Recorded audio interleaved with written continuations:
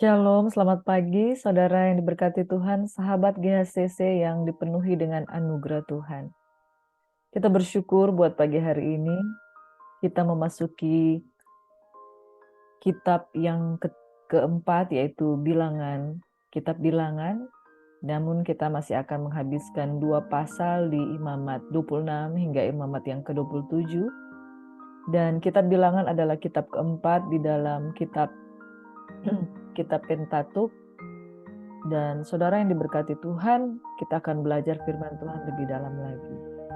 Bersyukur ya saudaraku, kita boleh menikmati berkat-berkat Tuhan.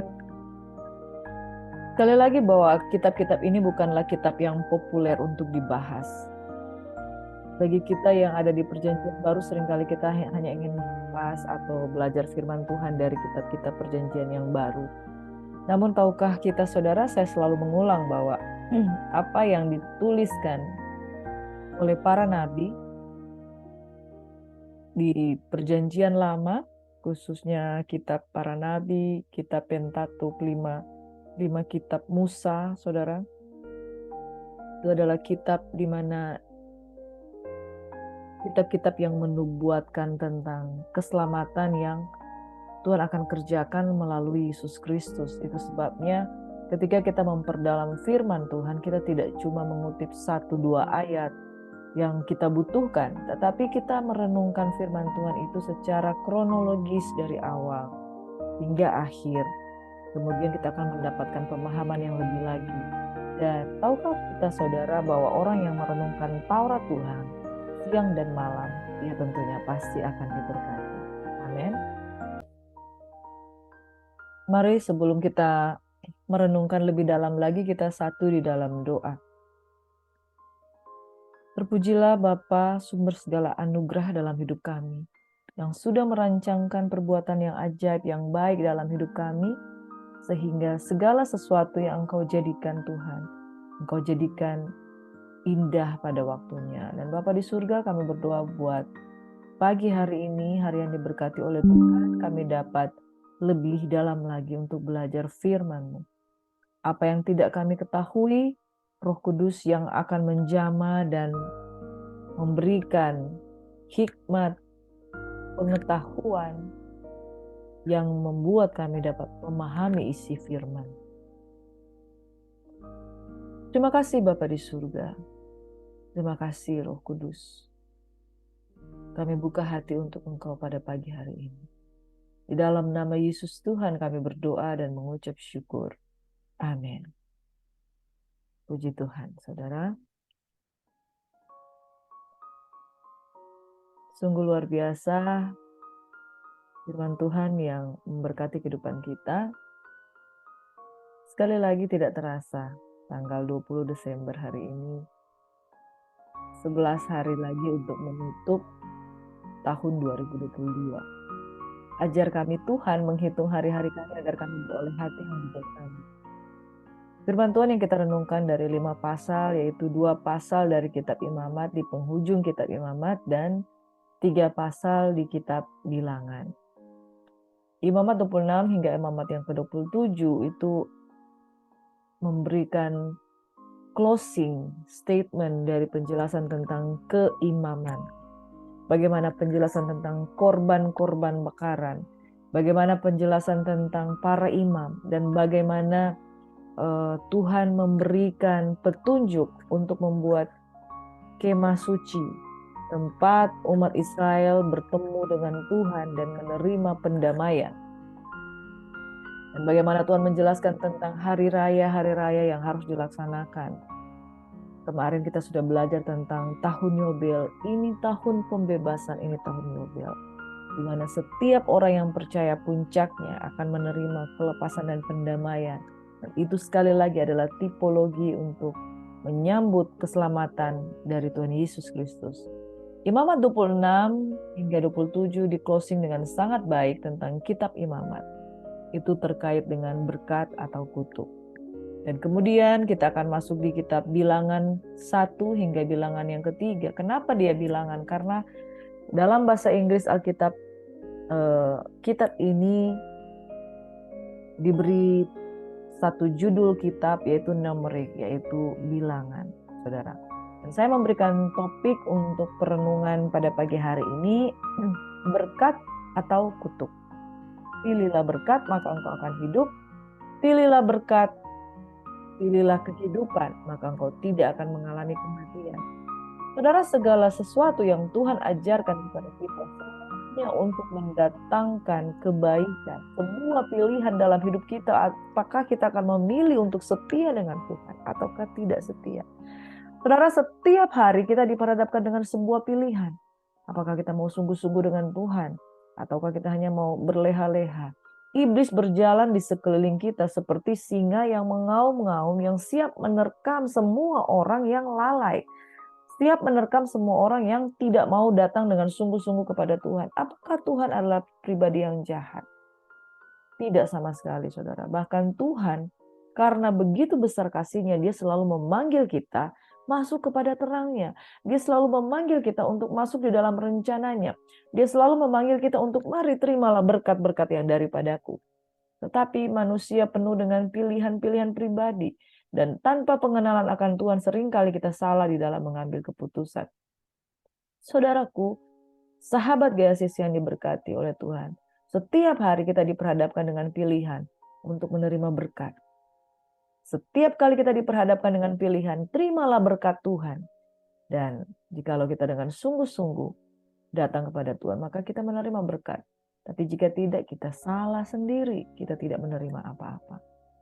Saudara, garis besar di dalam kitab Imamat 26 hingga 27, di dalam ayat yang pertama hingga ayat yang ke-13, Tuhan memberikan wejangan-wejangan tentang berkat. Tawaran tentang berkat. Di kitab Imamat pasal 26 ayat 14 sampai ayat 46 itu berbicara tentang inilah kutuk. Kalau kamu tidak begini, maka kamu begitu. Kalau kamu begini, maka kamu begitu. Dan yang terakhir di pasal 27 yaitu tentang perihal bagaimana bangsa Israel itu harus membayar nasar. Kalau dia berjanji, nasar itu adalah apa yang engkau ucapkan di hadapan Tuhan, itu janji yang harus engkau tepati. Jadi nasar itu adalah janji yang engkau ucapkan untuk kemudian engkau tepati. Sekali lagi saudara, bahwa perkataan mengandung kuasa. Apa yang engkau ucapkan di bumi terucap di surga. Makanya apa yang engkau janjikan di bumi ini akan terjanjikan di surga. Dan semua janji bangsa Israel pada waktu itu, mereka harus juga mempersembahkan korban sebagai bukti nasar mereka kepada Tuhan. Bahwa ada hal yang harus mereka persembahkan kepada Tuhan. Bahwa dalam segala sesuatu yang mereka lakukan, saudaraku, ketika mereka berjanji, mereka memberikan persembahan-persembahan. Dan ketika mereka berjanji dan mereka belum memberikan apa yang wajib mereka berikan, mereka kemudian harus menembusnya dengan menambah 1/5 dari persembahan yang mereka janjikan. Nah, saudara yang diberkati oleh Tuhan Yesus Kristus, kitab Imamat memberikan berkat dan kutuk sebagai satu pilihan dalam kehidupan kita. Nah, saudara yang diberkati oleh Tuhan kita Yesus Kristus. Nah, pagi hari ini kita juga belajar tentang kitab Bilangan 1 hingga kitab Bilangan ketiga. Kitab Bilangan 1 adalah kitab yang di mana bangsa Israel yang ketika dia sudah menerima pelajaran bagaimana tentang cara membawa korban, dia belajar tentang ketentuan-ketentuan imamat bagi seorang Lewi di dalam mempersembahkan korban di hadapan Tuhan. Di kitab Bilangan mereka dipersiapkan untuk masuk ke tanah perjanjian, bersiap untuk menduduki tanah Kanaan. Oleh karena mereka sedang dipersiapkan untuk memasuki tanah Kanaan, lalu kemudian Tuhan membuat sensus. Dia memerintahkan Musa dan Harun untuk membuat sensus. Apa itu sensus? Yaitu menghitung jumlah penduduk Israel. Dan yang dihitung adalah jumlah penduduk yang memenuhi persyaratan untuk berperang. Jadi yang dihitung di situ adalah seseorang yang memiliki kualitas sebagai seorang petarung, ya, umur 20 tahun ke atas dan siap berperang. Jadi umur 20 tahun ke atas yang tubuhnya masih sehat, tubuhnya masih segar, dan dia mampu berperang, dan kemungkinan di atas dari umur 20 tahun itu bisa saja umur yang masih fisiknya masih kuat, itu bisa 50 masih kuat dalam berperang. Bahkan di dalam kitab Yosua dikatakan Kaleb umur 85 tahun masih kuat untuk berperang. Jadi saudara yang diberkati oleh Tuhan Yesus Kristus, satu hal bahwa umur di dalam berperang itu ketika dihitung umur 20 tahun ke atas kurang lebih ya sampai 20 sampai 70 lah. 20 sampai 70 karena waktu itu bangsa Israel adalah bangsa yang kuat-kuat. Saja 20 sampai 60 kalau umur manusia yang efektif untuk bekerja yaitu 20 sampai 60. Jadi tidak semua yang dihitung, hanya yang memiliki kapasitas kemampuan untuk berperang. Di Laskar Israel dihitung, lalu suku-suku Israel ditunjuk tempat perkemahannya.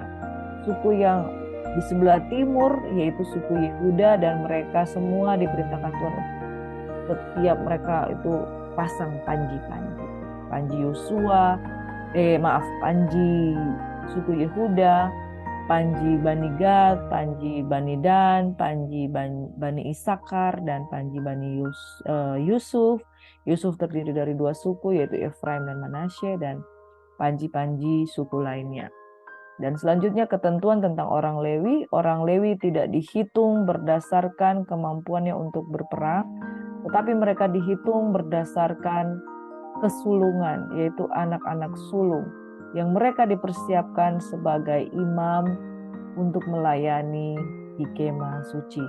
Saudara yang diberkati oleh Tuhan kita Yesus Kristus, inilah garis besar dari kitab Imamat 26 hingga 27 dan kitab Bilangan 1 hingga Bilangan yang ketiga. Di kitab Imamat pasal 26 itu berbicara tentang berkat. Sekali lagi saya katakan saudara, hidup itu adalah pilihan. Ada berkat, ada kutuk.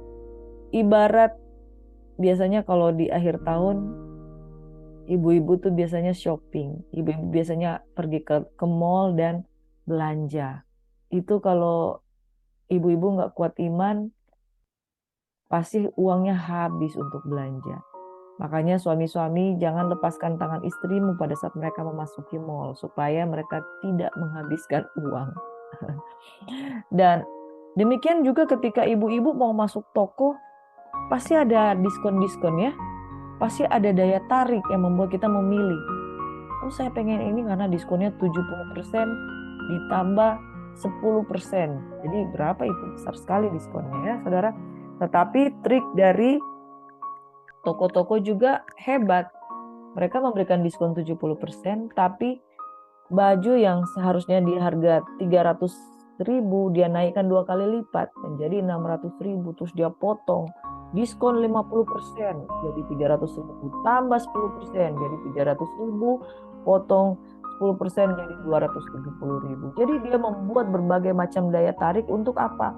Untuk menarik perhatian dari konsumen, menarik perhatian dari ibu-ibu, menarik perhatian dari orang-orang yang lewat supaya mereka tertarik dengan diskon-diskon yang ada, padahal seringkali diskonnya itu menipu. Udah naik dulu, mohon maaf ya, udah naik dulu baru dipotong diskon. Itu kan sama juga bohong. Artinya sebenarnya harganya kurang lebih sama, hanya dipotong sedikit. Tetapi dengan daya tarik seperti itu, akhirnya orang itu pengen belanja dan habis uangnya di mall. Saudara, saya mau katakan seperti ini. Sahabat GACC yang diberkati oleh Tuhan Yesus Kristus, ada begitu banyak pilihan yang kelihatan menarik di luar sana.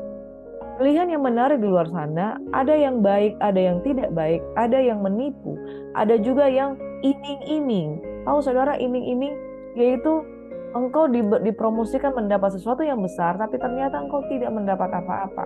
Demikian juga kehidupan saudara, ketika engkau diperhadapkan dengan sebuah pilihan, seringkali iblis menawarkan sesuatu yang kelihatan indah.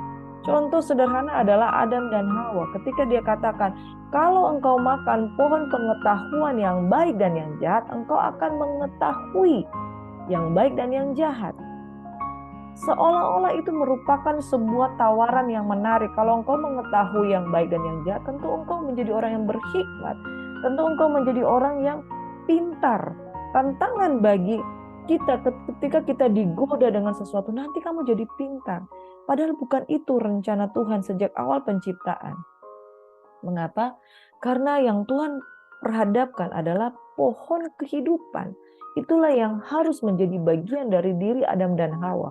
Pohon pengetahuan yang baik dan yang jahat. Itu membuat manusia terbuka matanya dan tahu mana yang baik dan yang jahat. Akhirnya dia diperhadapkan dengan sebuah pilihan yang besar antara dosa dan kemudian keputusan untuk mengikuti Tuhan. Itu sebabnya karena mereka menikmati pohon pengetahuan yang baik dan yang jahat, seumur hidup manusia mereka harus membuat pilihan dari dirinya sendiri, the free will yang harus mereka pergunakan. Apakah saya mau melakukan yang baik atau apakah saya melakukan yang jahat? Sementara kalau kita tidak pernah menikmati pohon pengetahuan yang baik dan yang jahat, tentunya tidak ada yang namanya free will, apakah kita mau jatuh dalam dosa, apakah kita mau hidup di dalam kebenaran. Tetapi yang ada kalau kita tidak menjamah pohon pengetahuan yang baik dan yang jahat tersebut adalah kita menikmati kehidupan kekal untuk selama-lamanya. Tetapi sudah terjadi, keputusan sudah diambil. Adam dan Hawa sudah mengambil keputusan untuk menikmati pohon pengetahuan yang baik dan yang jahat. Itu sebabnya seumur hidup kita, pikiran yang baik, pikiran yang jahat, itu yang harus kita pilih, apa yang harus kita lakukan. Dan saudara, umur manusia menurun sejak kejatuhan Adam dan Hawa. Dari umur yang ribuan tahun, kemudian menjadi ratusan tahun. Nabi Nuh masih memiliki umur ratusan tahun. Tapi makin ke sini, Abraham umurnya semakin berkurang. Dan semakin di sini Mazmur berkata, umur manusia 70 tahun kalau dia kuat. Dan bisa mencapai umur 80 tahun.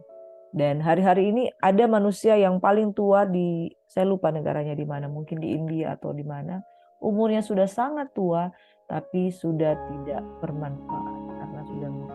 Tapi dulu manusia masih umur 600, 700, 900 tahun, bahkan ada yang umur 300 tahun dengan keadaan fisik yang kuat karena roh kehidupan itu masih ada sisa-sisanya di dalam diri mereka. Tetapi begitu sampai ke sini, kita yang sudah dikuasai oleh pohon pengetahuan yang baik dan yang jahat, kita melakukan berbagai macam pilihan. Apalagi sekarang, saudara, umur manusia makin pendek.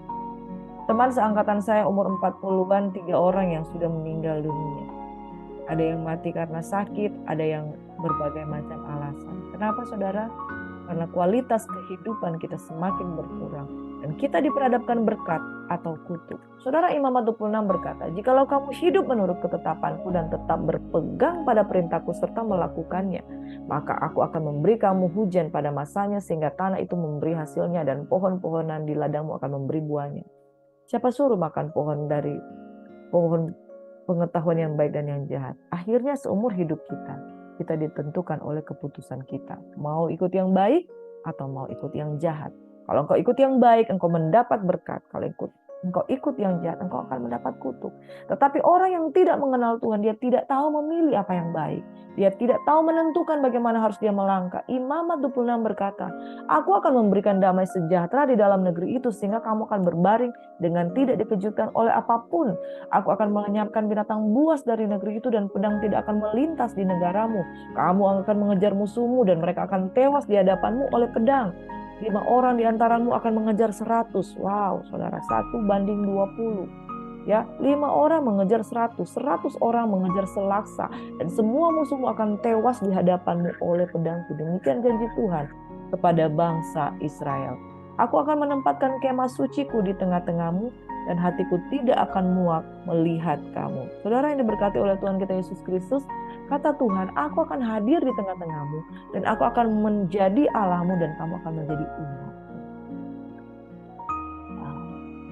Akulah Tuhan Allahmu yang membawa kamu keluar dari tanah Mesir, supaya kamu jangan lagi menjadi budak mereka. Aku telah mematahkan kayu kuk yang di atasmu dan membuat kamu berjalan tegak. Tapi jikalau kamu tidak mendengarkan daku, masuk kepada sebuah pilihan, dan tidak melakukan segala perintahku, jikalau kamu menolak ketetapanku dan hatimu muak mendengar peraturanku, sehingga kamu tidak melakukan segala perintahku dan kamu mengingkari perjanjianku, maka aku pun akan berbuat begini kepadamu, yakni aku akan mendatangkan kekejutan atasmu, batuk kering serta demam yang membuat mata rusak dan jiwa merana. Kamu akan sia-sia menabur benihmu karena hasilnya akan habis dimakan musuhmu. Aku sendiri akan menentang kamu, sehingga kamu akan dikalahkan oleh musuhmu, dan mereka yang membenci kamu akan menguasai kamu, dan kamu akan lari. Sungguh pun tidak ada orang yang mengejar kamu. Bukankah semuanya ini tergenapi, saudara? Kalau kita baca di dalam kitab-kitab sesudah kitab-kitab ini, peperangan itu tidak ada habis-habisnya dialami oleh bangsa Israel. Sekalipun ketika mereka pernah mengalami kesetiaan Tuhan pelihara dan bagaimana Tuhan menunjukkan kuasa dan hadirat penyertaan Tuhan dalam hidup mereka. Tetapi firman Tuhan berlaku jikalau mereka menolak ketetapan, bahkan ketika tidak ada orang yang mengejar, mereka akan lari ketakutan karena musuh. Bangsa Asyur menjadi ancaman bagi mereka. Bangsa Midian berulang-ulang menyerang bangsa Israel. Saudara, ini berkati oleh Tuhan kita Yesus Kristus. Ayat 15 berkata, jika kamu menolak ketetapanku dan hatimu muak mendengar peraturan. Orang yang muak dengan peraturan Tuhan, orang yang muak dengan firman Tuhan, otomatis dia tidak mau melakukan firman. Saya pernah ya saudara, ketemu orang, pimpinan, orang-orang yang hebat dalam pekerjaannya, tapi nggak betah dengan firman. Tiap kali mau mendengarkan firman, jangan lama-lama ya. Jangan lama-lama ya kalau doa. Jangan lama-lama kalau ibadah. Hei, orang yang seperti ini, muak terhadap firman, tidak akan mendapat apa-apa. Satu saat nanti dia akan melihat bagaimana Tuhan akan berperkara dengan dia. Saudara, kita nggak bisa bohong di hadapan Tuhan. Orang yang suka dengar firman Tuhan, dia akan betah mendengar firman. Tapi orang yang muak, tahu saudara muak, pengen muntah, pengen menjauh, pengen cepat-cepat pergi, muak, nggak pengen, nggak betah duduk berlama-lama, nggak betah dengar firman. Kalau buka firman Tuhan di YouTube, korek-korek aja 5 menit. Lihat mana-mana poin-poin yang setelah itu cus pergi. Orang yang muak mendengar peraturanku sehingga kamu tidak melakukan segala perintahku dan kamu mengingkari perjanjianku, inilah yang aku perbuat bagimu. Aku akan mendatangkan kekejutan atasmu, batuk kering, demam membuat matamu rusak dan jiwamu merana. Saudara, apakah di zaman perjanjian baru Tuhan masih membuat kutuk? Saya katakan enggak. Kenapa? Karena orang yang percaya kepada Yesus tidak mengalami kutuk. Sebab mereka tidak muak dengan perintah Tuhan. Itu bedanya saudara. Orang percaya tidak muak dengan perintah Tuhan. Sebab apa? Perintah Tuhan ada di loh-loh batin. Kalau saudara bertanya, apakah masih relevan kutuk? Bagi orang percaya tidak relevan. Bagi orang percaya mereka tidak akan mengalami kutuk. Aku memperhadapkan berkat dan kutuk pada hari ini. Pilihlah berkat maka engkau akan hidup. Pilihlah kutuk maka engkau akan mati. Kalau engkau memilih Yesus, engkau sudah memilih berkat, otomatis saudara. Alkitab mencatat bahwa orang yang menerima Yesus sebagai Tuhan, kutuk tidak berlaku di atasnya. Tetapi seperti firman Tuhan yang kita belajar kemarin, orang yang tidak masuk di dalam keluarga bangsa Israel, mereka tidak mengalami Yobel. Mereka tidak mengalami tahun penebusan di dalam kehidupan mereka. Saudara, jikalau kita tidak mendengarkan Tuhan dan muak mendengarkan peraturan, otomatis kita tidak bisa melakukan segala perintah Tuhan. Kita pasti akan mengingkari perjanjian. Ingat, ibadah mengandung janji. Kalau orang yang mempersembahkan hidupnya sebagai persembahan yang hidup, yang kudus dan berkenan kepada Tuhan, bagaimana mungkin Tuhan bisa mengabaikan orang-orang yang salah? Kutuk tidak berlaku bagi orang percaya. Kutuk tidak berlaku bagi orang yang beribadah. Kutuk tidak berlaku bagi orang yang melakukan segala perintah Tuhan. Amin.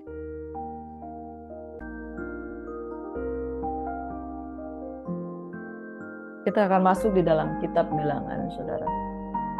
Kitab Bilangan disingkat dengan Bilangan atau akronim YIL. Dalam bahasa Ibrani, kitab ini disebut Bemidbar. Bemidbar ini terdapat di dalam ayat yang pertama dari kitab Bilangan. Di dalam bahasa Ibrani disebutkan Bemidbar.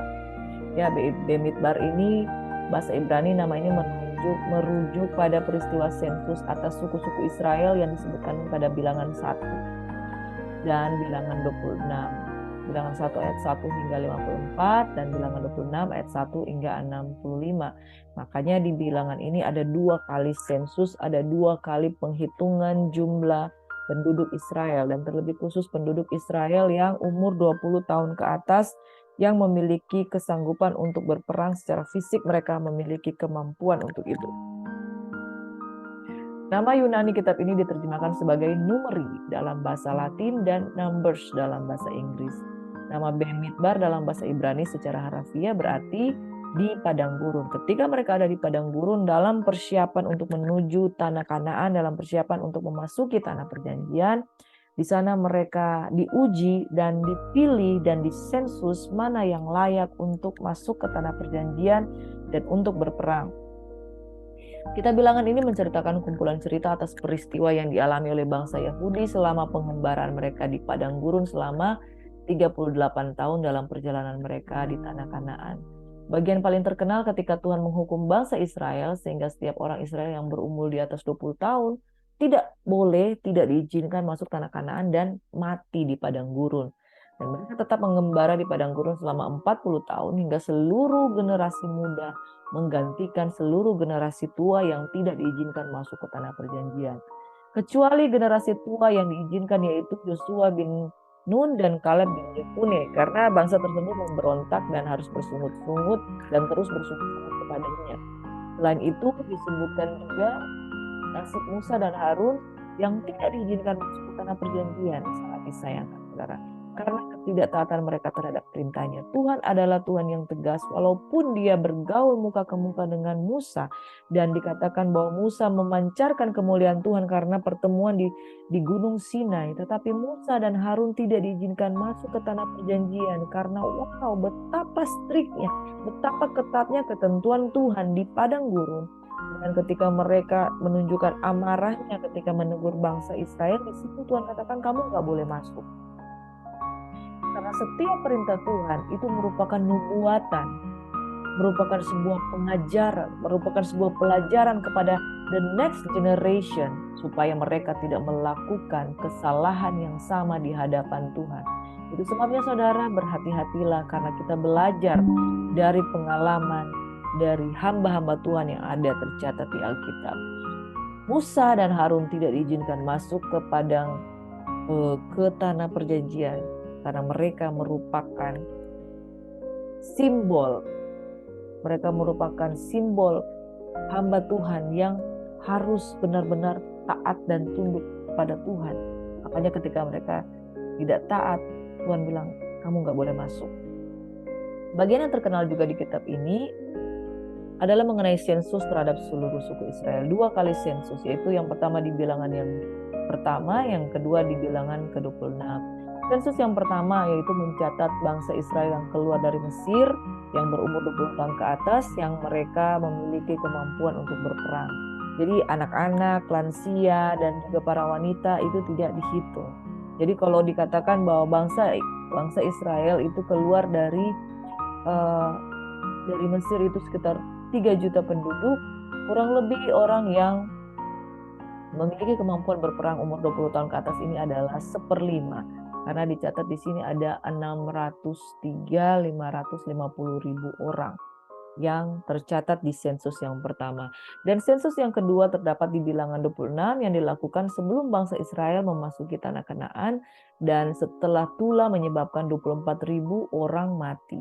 Kemudian dicatat di Bilangan 26 jumlah orang yang tersisa 20 tahun ke atas yang memiliki kemampuan berperang itu dari 603.550, kemudian dicatat kembali menjadi 601.730 orang banyaknya, saudara. Demikian kitab Bilangan itu adalah kitab di mana masa persiapan bangsa Israel untuk memasuki tanah perjanjian, dan mereka dihitung jumlah orang yang memiliki kelayakan untuk masuk di tanah perjanjian, dan mereka memiliki kelayakan untuk berperang.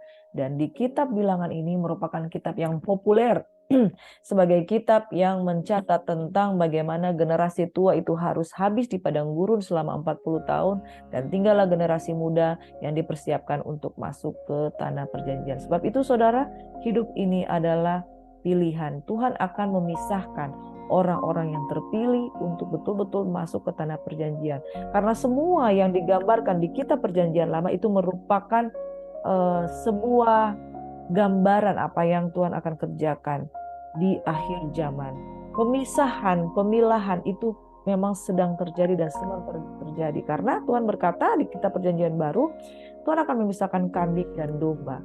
Dan kambing akan tinggal di luar, dan domba yang akan masuk untuk menikmati perjamuan kawin anak domba bersama dengan raja di atas segala raja.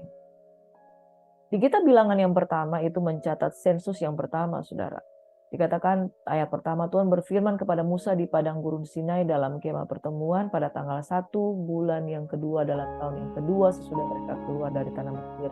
Jadi sudah 1 tahun lamanya mereka ada di tanah Mesir, mereka sudah berhasil membuat kemah suci, mereka sudah belajar tentang cara-cara beribadat. Ini saatnya mereka masuk di dalam peperangan yang sesungguhnya. Mereka mempersiapkan diri untuk menjadi bangsa yang dipersiapkan untuk memasuki tanah Kanaan. Disuruh hitung jumlah segenap bangsa Israel, umat Israel. Menurut kaum-kaum yang ada dalam setiap suku mereka, catat nama semua laki-laki di Israel yang berumur 20 tahun ke atas dan sanggup berperang orang demi orang. Tiap suku harus ada satu orang yang mendampingi. Lalu Musa dan Harun memanggil orang-orang yang tertunjuk namanya itu, dan tanggal 1 bulan yang kedua mereka menyuruh segenap umat berkumpul.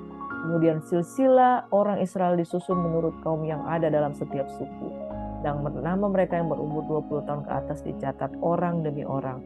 Semua seperti yang diperintahkan Tuhan kepada Musa, demikianlah Musa mencatat mereka di padang gurun Sinai.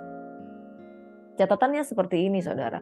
Ruben 46.500, Simeon 59.300, Gad 45.650, Yehuda 74.600, Isakar 54.400, Sebulon 57.400. Yusuf dibagi menjadi 2 suku, yaitu Efraim dan Manasye 40.500 dan 32.200 untuk Manasye. Benyamin 35.400 dan 42.700, Asyer 41.500, Naftali 53.400, dan totalnya 603.550 orang. Dan dikatakan di ayat 49, hanya suku Lewi jangan kau catat, jangan kau hitung jumlahnya bersama-sama dengan orang Israel. Jadi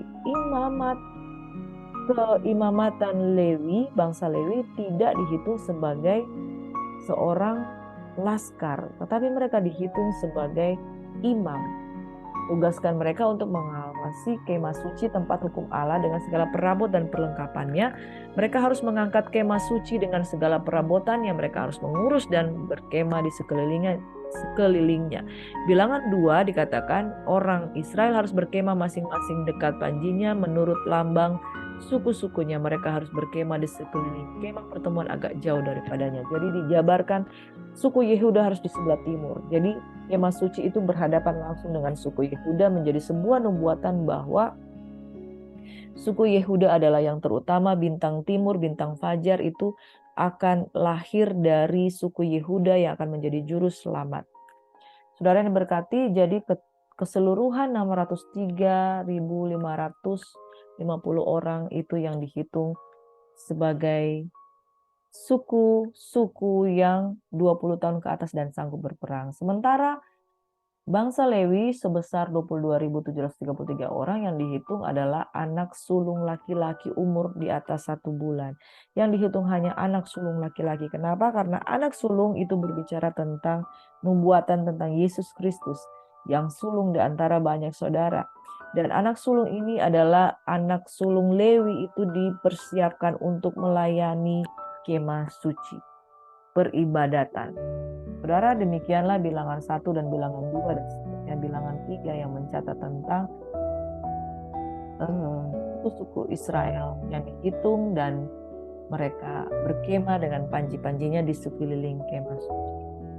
Saudara, perenungan pada pagi hari ini, Tuhan menjanjikan berkat bagi orang yang taat dan melimpahkan kutuk bagi orang yang tidak melakukan ketetapannya seperti yang tertulis di dalam Imamat 26 dan Imamat 27. Pertanyaannya, apakah kasih Tuhan bersyarat? Saudara, apakah berkat itu Tuhan pilih-pilih?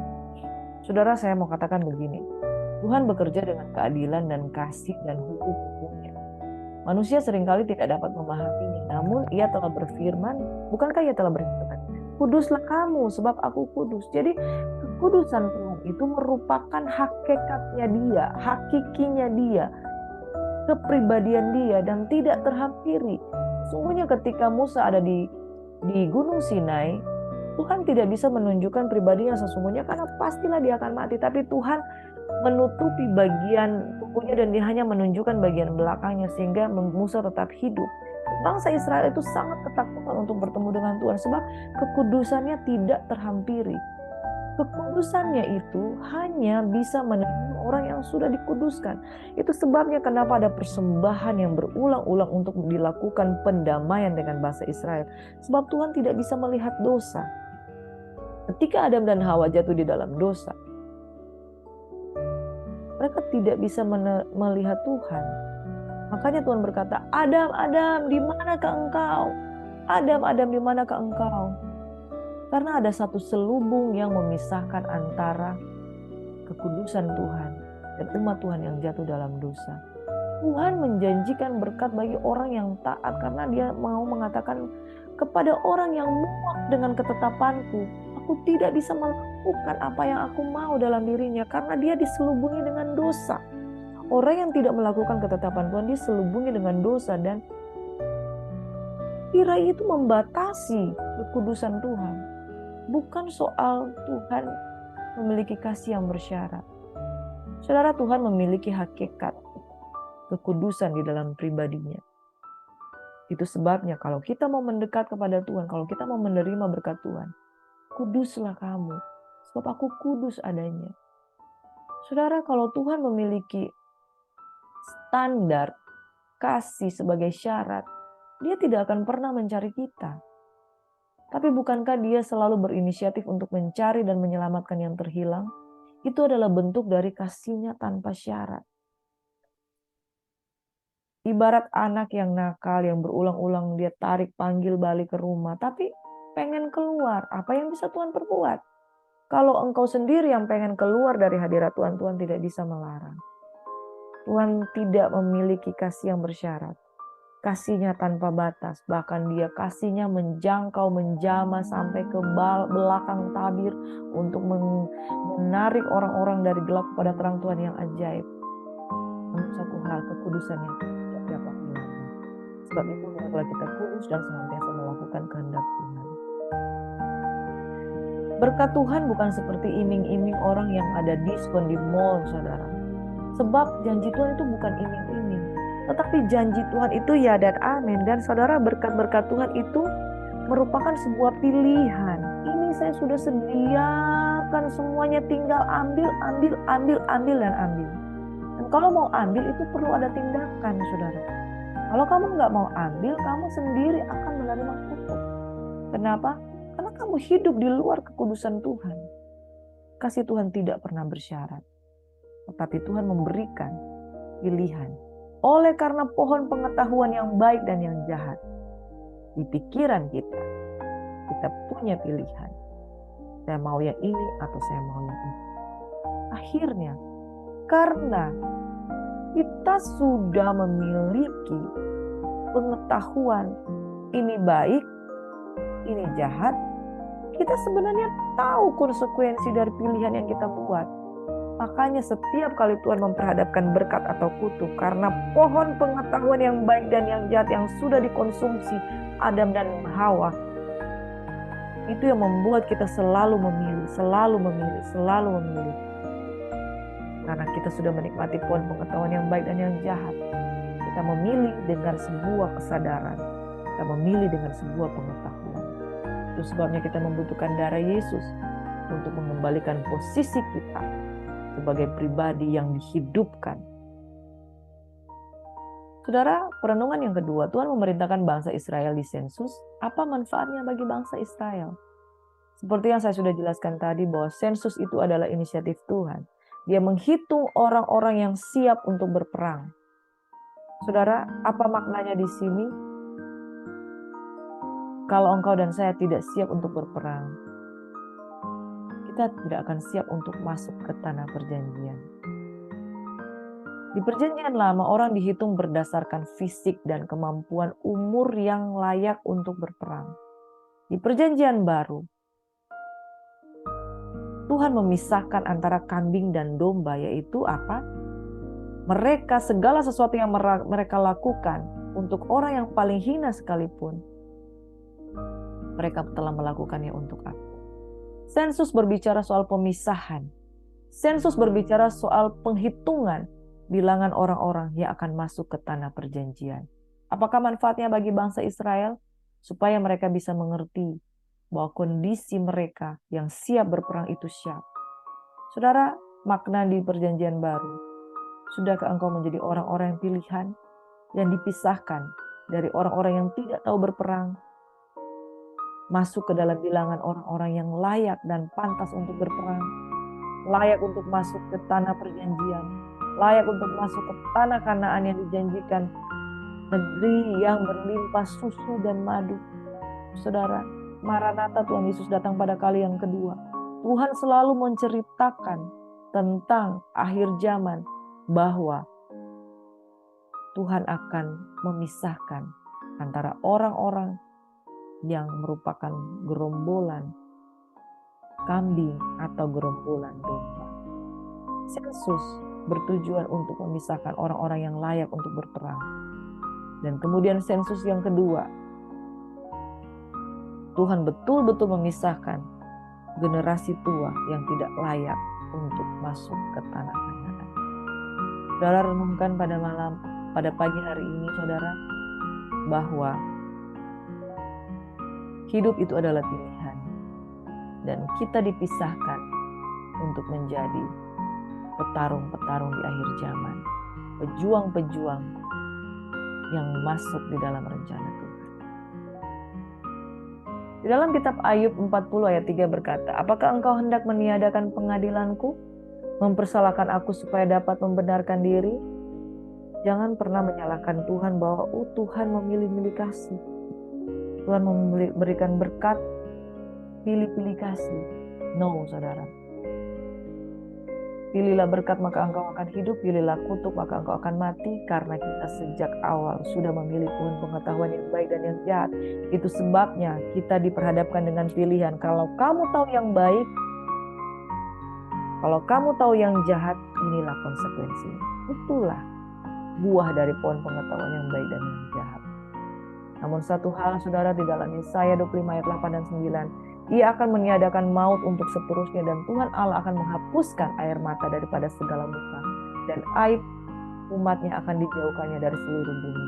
Sebab Tuhan telah mengatakannya, pada waktu itu orang akan berkata, sesungguhnya inilah Allah kita yang kita nanti-nantikan, supaya kita diselamatkan. Inilah Tuhan yang kita nanti-nantikan. Marilah kita bersorak-sorak dan bersuka cita oleh karena keselamatan yang diadakannya. Saudara yang diberkati Tuhan, berkat atau kutuk itu adalah pilihan, karena kita sudah memiliki pengetahuan yang baik ataupun yang jahat. Itu sebabnya the free will gunakan dengan sebaik-baiknya. Pilihlah berkat, maka engkau akan hidup. Jangan mempersalahkan Tuhan. Jangan meniadakan pengadilan Tuhan, sebab Dia adalah setia dan adil. Kuduslah kamu, sebab Tuhan kudus adanya.